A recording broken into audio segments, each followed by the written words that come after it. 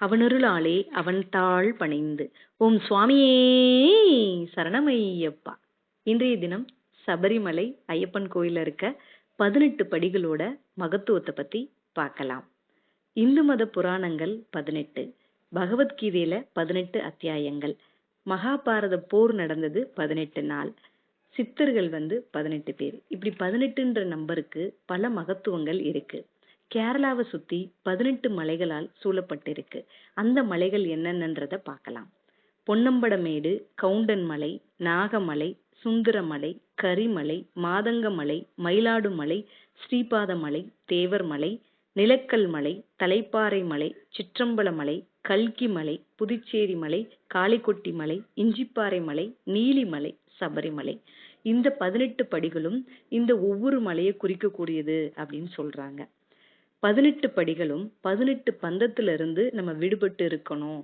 நம்ம ஐயப்பனை நினைச்சு மாலை போட்டு 6 வாரம் விரதம் இருந்து இருமுடி கட்டி நம்ம போகும்போது அந்த ஒவ்வொரு படியை நம்ம மிதிக்கும் போதும் ஒவ்வொரு பந்தத்திலிருந்து நம்ம விடுபட்டு இருக்கணும் அப்படின்றத சொல்றாங்க.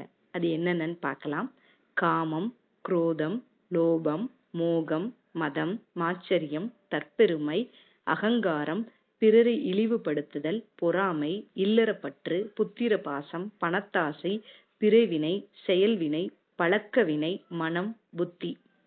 இதை நம்ம தாண்டி போகும் பொழுது நம்மளை வரவேற்கிறதுக்கு கோயிலோட கொடிமரம் இருக்கும். அதை தாண்டி பகவானோட சன்னதி வாசல்ல தத்துவமசி அப்படின்னு எழுதியிருக்கும். அதுக்கு என்ன அர்த்தம் அப்படின்னா, நீ எதை நாடி வந்தாயோ அதுவே நீயாக உள்ளாய் அப்படின்றத பகவான் அந்த இடத்துல நமக்கு சொல்லுவாரு. அதுக்கப்புறம் பகவானை நம்ம தரிசிப்போம். அளவில்லா ஆனந்தம். ஐயன் குழந்தை பாலகன் மணிகண்டனா நமக்காக காட்சி கொடுப்பாரு. நம்ம மனசுல பல வேண்டுதலோட வந்திருப்போம். அந்த வேண்டுதலை மறந்து ஐயனை தரிசிக்கிறதுல மெய் சிலிர்த்து நிற்போம். அப்பேற்பட்ட குழந்தை பாலகன், அவரோட காட்சி, அவரோட அருள், கருணை இருக்கிற இடம்.